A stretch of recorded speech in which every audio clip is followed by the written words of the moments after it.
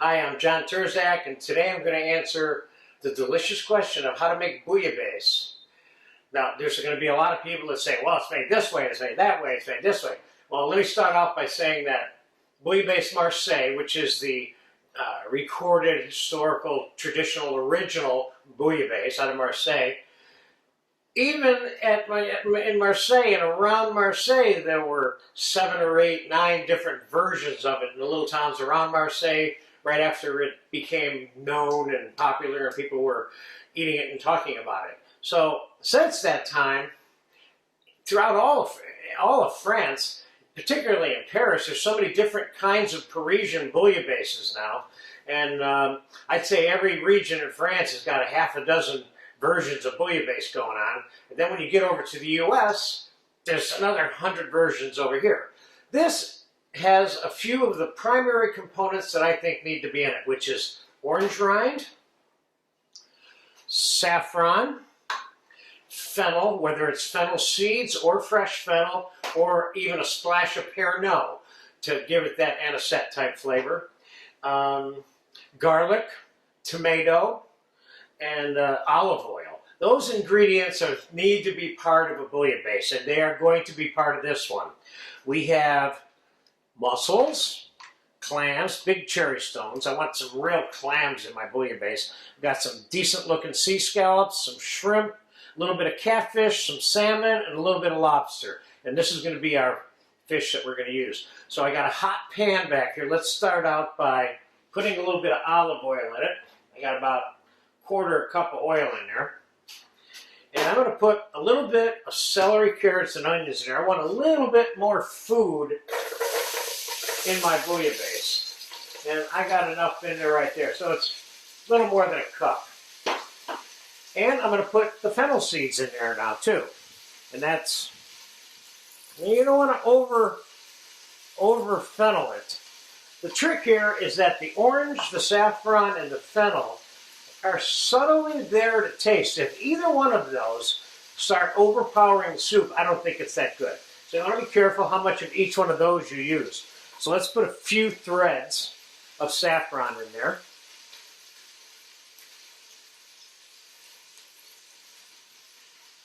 And let's put a little bit of dried thyme in there. Not much, half a teaspoon. I'm making one individual main dish order in this lesson. Let's take a little bit of the fresh cilantro and basil. Let's put some of that in there.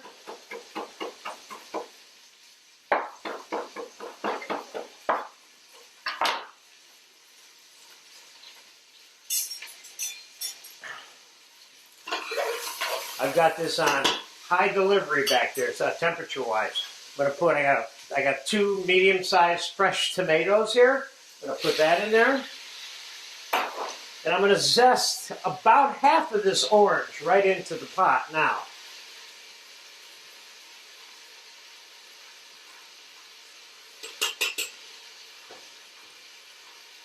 So I don't want this to be orange bouillabaisse. I want to have a little flavor of some orange in there.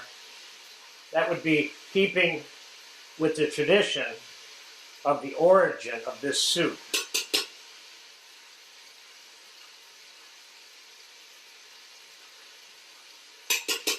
Okay, I got about half of the orange zested in there. And I have a little combination of some chicken stock here mixed with about half a cup of tomato juice. And I'm going to put a little bit of fresh pepper in here. And now we're going to hit it with the garlic. Got some nice fresh garlic here. Let's go a couple tablespoons of the garlic.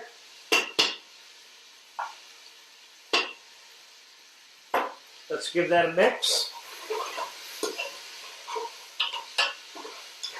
I don't want any burnt garlic in there, so I'm putting the garlic in just near the end of the sauteing part.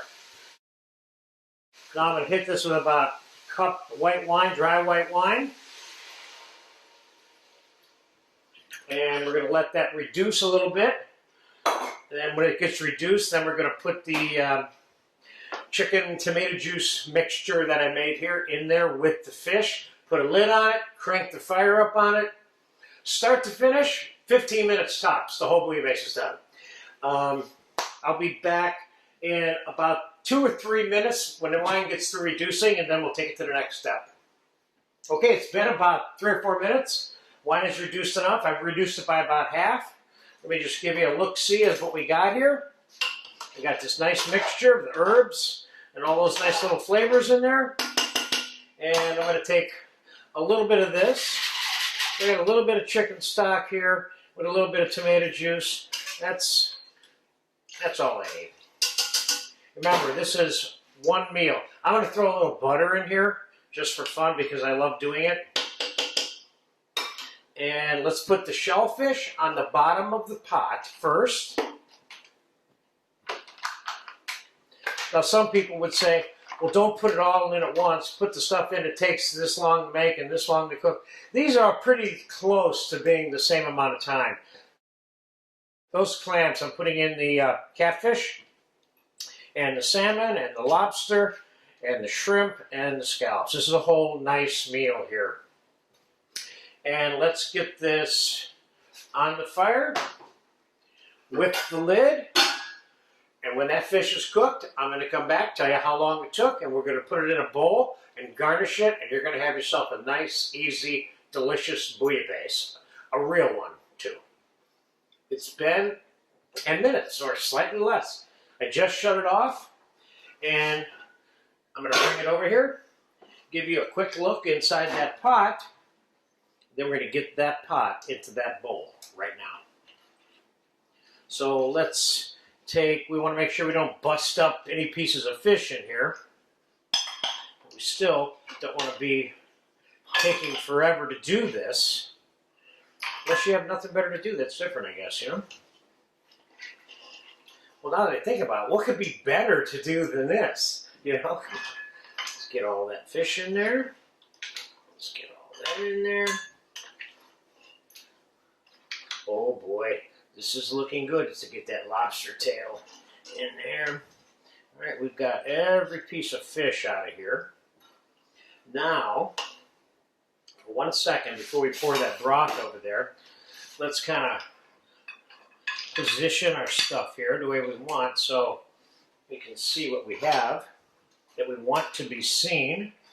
And get all those big shellfish hanging out up there.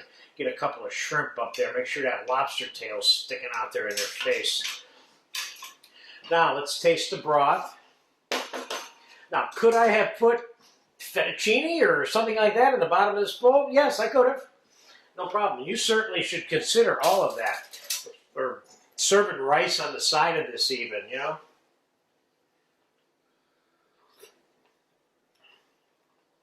This needs a little bit of salt. And this needs a little bit of pepper. And of course, only if you want. I think it needs a little bit more butter, so I'm going to put a little bit more butter in here. Some French cooks think it's a crime to put butter in bouillabaisse because this is supposedly such a provincial dish. But it's evolved so many different places in so many ways. You get to make it any way you want. All right. But, like I stressed earlier when I was putting the assembly together in the beginning, orange, fennel, saffron, tomato, garlic, olive oil. These things need to be in your bouillabaisse. This is good. So let's start pouring this broth in here. Then we got a bowl of soup. I almost got all of it in there. Now, let's just do a little finishing touch on this. Let's garnish it with a little bit of orange because we've got orange in there. This is a big navel orange.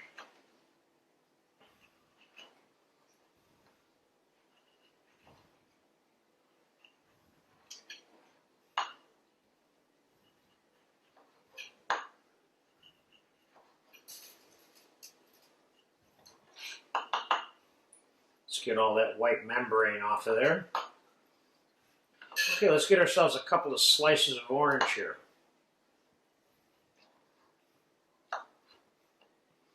Looks good. Let's stick that in there by the lobster. How's that? That's enough orange for me. If you want more orange, put it in. Now, I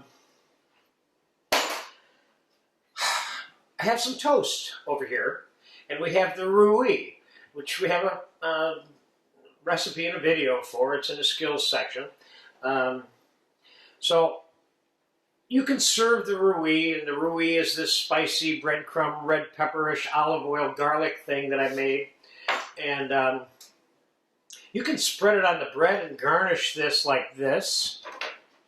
Or you can just put garlic bread on here or plain toast and the roux alongside on the table.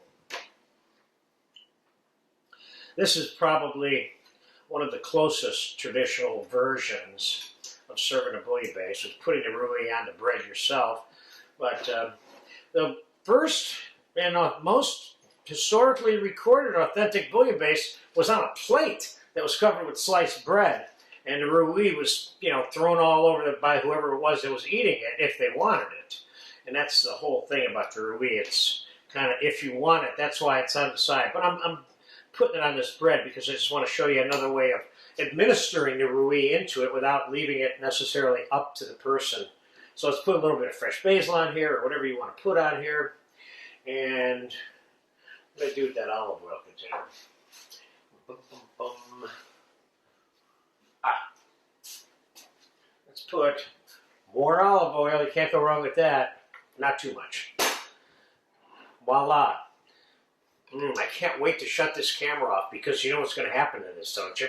We're eating this immediately. This is, I did the whole thing in about 15 minutes. With the exception of the roux, that takes a little extra time, and I toasted some bread, but doesn't take that long to make this.